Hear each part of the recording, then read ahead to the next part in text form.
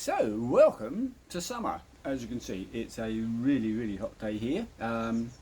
And following on from the wedding, behind the scenes kind of wedding video that I did last week, when I said I wasn't going to do quite so many videos on gear, which is what I've done most of the videos about. That said, we're back to gear today. And we're going to talk about the 50mm 1.8S lens. So let me give you some background. By the way, I apologise if there's some background noise. It's fairly windy. I live out in the middle of the country where you think it's quiet, but I'm surrounded by trees which rustle a lot. We've got quite a lot of traffic drives past, and I've got chickens there, so apologies for any background noise. My favourite lens of all time is the F.14G 1.4. I've had this probably nearly 2 years now, and let me just give you a bit of background so that you understand how I'm going to compare the new 50 1.8 to this guy, because this is my favourite lens, and I don't know how the new Z-mount lens is going to compare to this. But let me give you some background to this first. First of all, when I came back to Nikon after using Sony for 2 years, disaster, but came back to Nikon, I had the D780 and D700 as a backup. And I played around with lots of lenses at that time. I started out, I think I already had the 50 1.4D lens, which worked of course fine on the D780. I then changed to a G, and I wasn't that keen on it. It was sharp, was it sharper? Maybe a tiny bit sharper. But it seemed to lose a little bit of the character that the D lens had, which then led me to get this lens, which was a heck of an investment. You can still buy these, I believe, from Nikon, or you could do as of a few months ago, £1,600 for a 58mm lens, prime lens. So certainly not a cheap option. But I got one because some people were saying it's got so much character, it's an absolutely fantastic lens. Other people were saying it's rubbish, you're paying way over the top. The 1.8G is a much better lens, it's sharper, it's clearer, and so on and so forth. So the only way to find out was to actually buy one and see what I thought, because this kind of stuff gets down to personal preference. I bought it, and yeah, people were right. It wasn't and isn't as sharp as a 50 1.8G lens or a D lens at what, a quarter of the price. So why would you want a lens that's not as sharp as other lenses and pay 4 times as much for it? And the answer is, and this took me a few shoots, several weddings to actually get this, and it's all about the character. It's the way it renders light and shade, what it does to colours, the bokeh, just the whole look that this lens creates. All by itself, with no processing, no nothing else, straight out of camera. In the right situation, this will take the scene in front of you and just turn it into a work of art. It just does it. And hence, of all the lenses I've got, this is my favourite, by a long way. And then underneath that, I've got many other lenses which are favourites, which work really well. The 85 1.4G lens is lovely. I've got a Sigma 35 1.4 art lens. That's great in a different way. It doesn't have the same character, but it still produces wonderful photos. But time's moved on. I've now got obviously 2 Z cameras for the last 6 months. I've started to collect some Z-mount lenses. I've got a 24, 35. I haven't got the 50 because this guy sits on my Z6 II most of the time at weddings. But it's time to start thinking about the future, and should I be looking to use the Z-mount lens? So today I'm going to compare. This is not a scientific, it's not a technical review. I'm out here in our side patio, and I've set up my model, which is a tailor's dummy, with a face on. And I've also got, and you'll see this when we look at the photos, I've stuck an eyelash on the tailor's dummy, because when I take real world photos at a wedding, the thing that determines whether or not the shot is in focus Is it sharp? Is it a good shot? Did I miss focus? Can I see the normally the bride's or the bridesmaids' eyelashes? Are they really sharp and crisp? But of course, it's more about sharpness, obviously, and I want to compare the character, the look that the Z lens has got compared to this guy. Let's do it.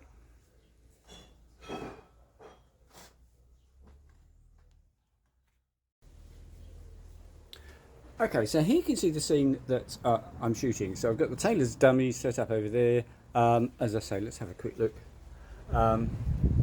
We've got an eyelash here, but I've put a face on there so that I can use face and eye autofocus, and that's the way I'll be focusing. Let's start with the 58 1.4. This is the lens that I know really, really well, and what I'm looking for is not obviously not just the sharpness, but I also want. In fact, let's go back a bit. Actually, I want to try and judge what the actual character of the photo looks like. I'm going to try and take into account the fact that this one is 58 and the other one we test is 50 by getting the same composition on both. And I'm set up on the wrong setting there. This should be eye autofocus. Okay, we're now set up on eye autofocus, and what I'm going to do is we've got that post right over on the right hand side. I'm just going to line the picture up with that. It's picked up the eye, and I'm going to take that it's a bit far away, and we've got various, there we go, light isn't very good, but we should now have her eye in focus. And I'm going to take a second shot now, and I'm going to change to D9 focus, and I'm going to focus on, I'm going to have to do this through the viewfinder because it's so bright out here. I'm going to focus on that eyelash and take a shot of the eyelash as the thing in focus. We'll now switch to the 1.8S lens. So I'm going to need to be a little bit closer, so let's just move a tiny bit closer. And again, I'm going to do it through the viewfinder because it's so bright out here, it's difficult to see what's happening. So I've now got her eye in focus on that shot, and we'll change to the other, to my D9 focus on eyelash. Okay, so we've got 4 shots. I'll go in, pop these in the computer, and we'll have a look in Lightroom. Okay, so here we are in Lightroom with those 4 shots. So the first 2 here from the 58 1.4, the second 2 from the 50 1.8S lens. So let's take a look first of all. I know these days everyone rates a lens by its sharpness, so I feel I should look at that. So let's look at that, get that out of the way, and then we'll look at some of the other aspects of the image quality other than sharpness. So the first thing is we're going to zoom in, and I'm going to zoom in 200%. This sort of distance, and that's gone some weird colour, sorry, let me just, don't know why it did that. The reason I shot from this distance is that this is typically the sort of distance I would use a 50mm lens at. So kind of not full length, not portrait, somewhere in between. It's a brilliant lens for all those shots that aren't a portrait and aren't full length, which is an awful lot of shots during the day. Probably on a wedding day, probably 60% of the shots would be at this sort of focal length, possibly more. So this is what I would really use it for at a wedding. And 100% doesn't zoom in enough, so we're going to go into 200%, I hope. So I'm going to focus on her face here, her eyes, because that's what I was focused on. Now, you can see I've actually penciled in some pretend eyelashes on just above her eyes here for some previous tests I did, and you can see them. Okay, they're there. You can make them out. If we now skip straight over to the 1.8S lens and just let that render, I think you can see that very definitely how much more clear those lines are. It is.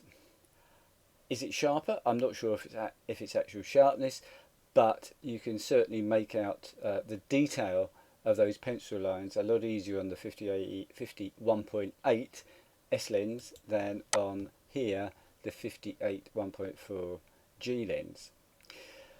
Let's look at the eyelashes, the eyelash that I put on the model as another test. Again, we're at 200% here. This is, and this was actually using basically spot focus, single point focus. It's definitely not sharp, I have to say.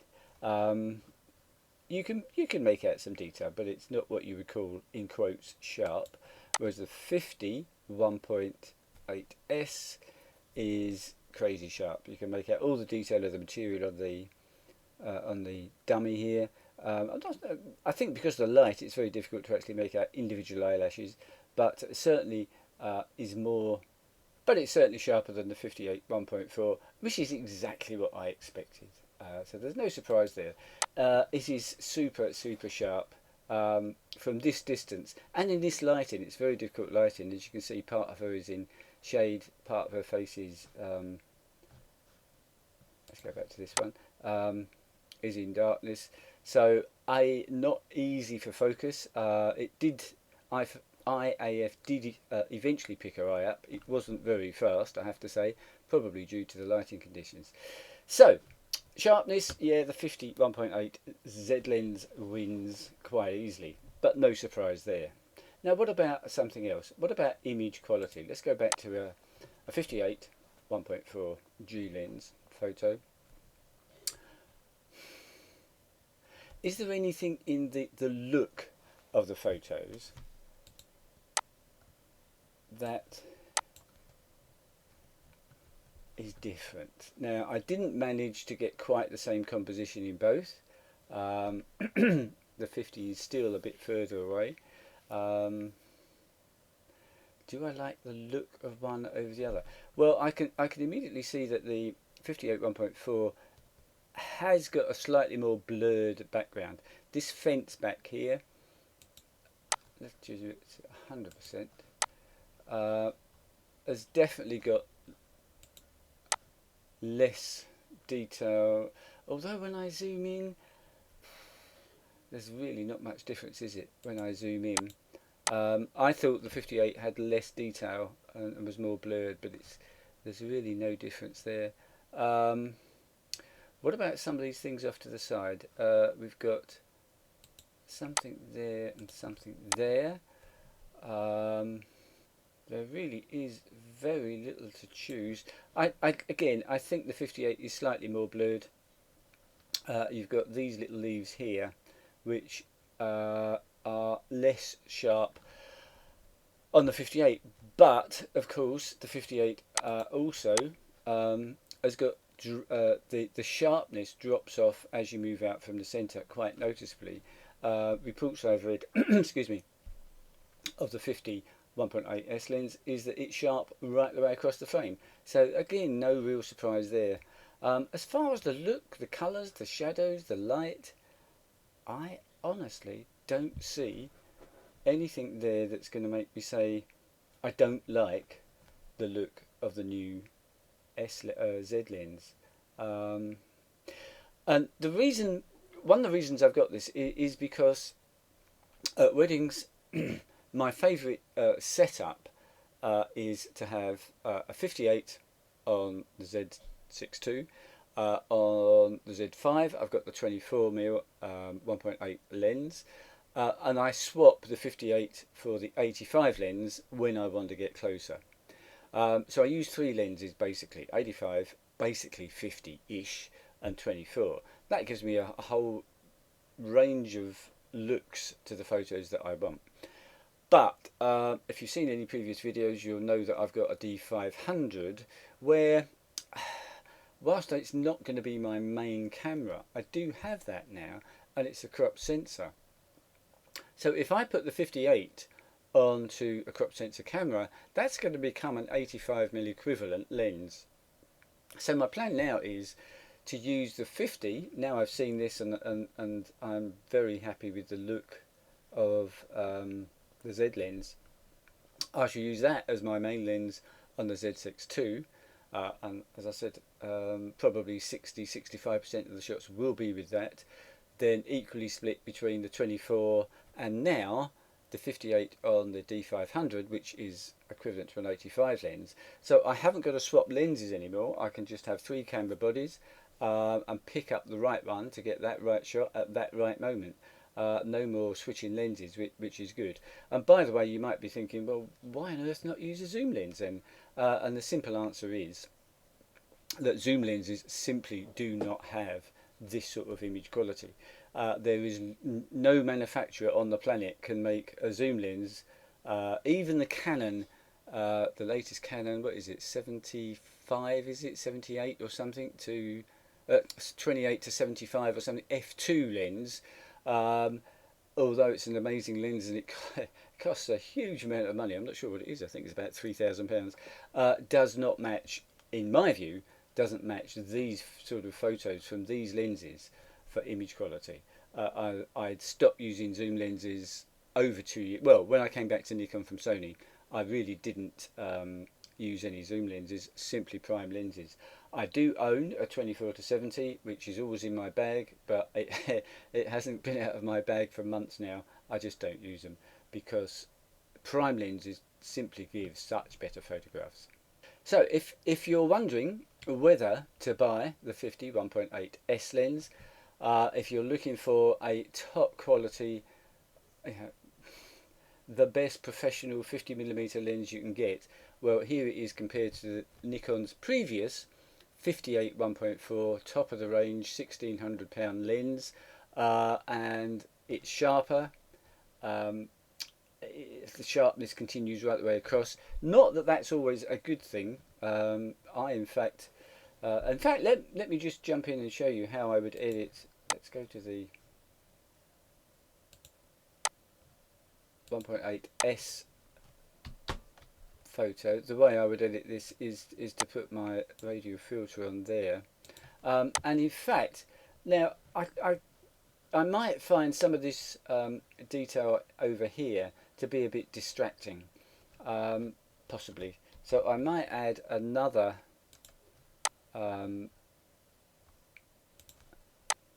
radio filter, and what this one does is it darkens and defocuses. That's a bit too much maybe, and also a bit too much of the darkness. It takes away the emphasis of the side and anything you want out of focus, and leaves us with just our subject in focus, and everything else gets defocused. That is how, if I need to, I would cope with the edges actually being sharper than I really want to. But the thing is, you've got the image quality to start with. That is completely as it would be out of camera, no processing whatsoever, no sharpening, no noise reduction.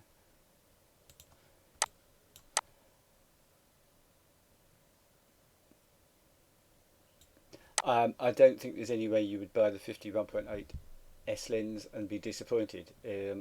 I'm sure it's going to be an absolutely fantastic lens.